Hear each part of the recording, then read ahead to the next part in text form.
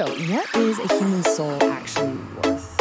Today, we're diving into a devotional text that tackles this massive question head-on, pitting the value of a single soul against, well, all the riches in the world. And it all starts with this one question, right from the book of Mark. It's a classic, right? The ultimate trade-off. Gain the entire world, but lose your soul. The source material we're digging into today is built completely around answering this.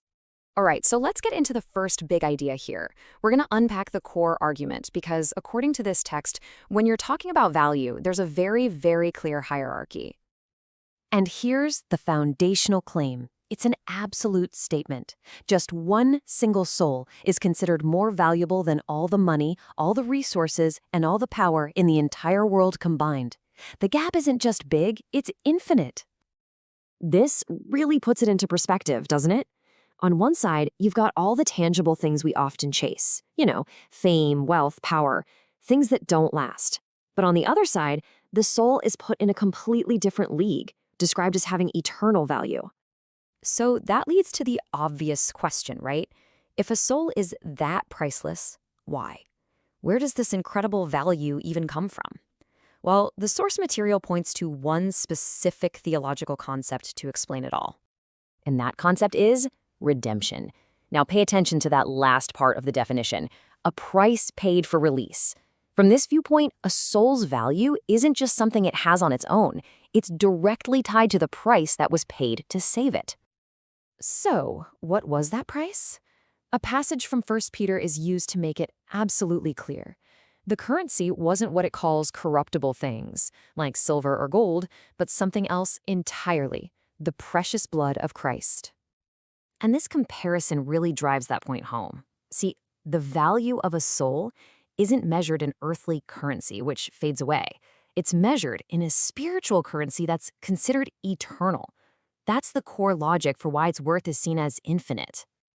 Okay, so let's see how this idea builds. The text doesn't just define value by a price tag. It also describes this huge cosmic reaction to the journey of just one single soul. This idea is pulled right from a passage in Luke, and the comparison it makes is really the key here. The joy in heaven over one person who repents is described as being greater than the joy for 99 people who didn't need to. You see, the focus is incredibly individual. It's not about a group or a crowd or a nation. It's all about the immense significance of one single person making that choice to change course. Wow, and this chart just visualizes that claim perfectly.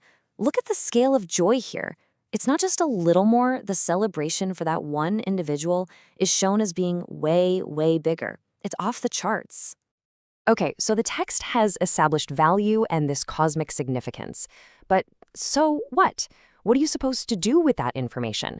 This next section is all about that, how this understanding is meant to translate directly into action. And it's all about an internal shift. The idea is that once this concept of value really sinks in, sharing one's faith stops being some kind of religious chore or a box you have to check. Instead, the text argues it becomes a love mission that's driven by real compassion. The text basically lays out a three-step path. It all starts with understanding, really getting the soul's value.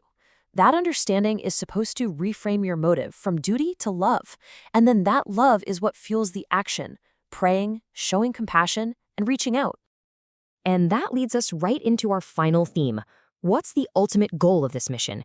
And what kind of effect is it supposed to have on the person who actually does it? The goals outlined in the text are, let's be honest, incredibly high stakes. It's framed not just as changing someone's mind, but as being part of this huge spiritual transfer, moving people from darkness into light and from the power of Satan to God. And this brings us to the big takeaway of the text argument. Taking part in this love mission isn't just about helping others. For the believer, the text claims, there is actually nothing more fulfilling than doing this kind of work. So, we'll leave you with a question to chew on. The core idea of this whole text is that every single person has an immense, eternal value. If you were to truly hold that perspective just for one day, how might that change the way you interact with people? The cashier, your coworker, anyone? It's a pretty fascinating thought. Thanks for joining me.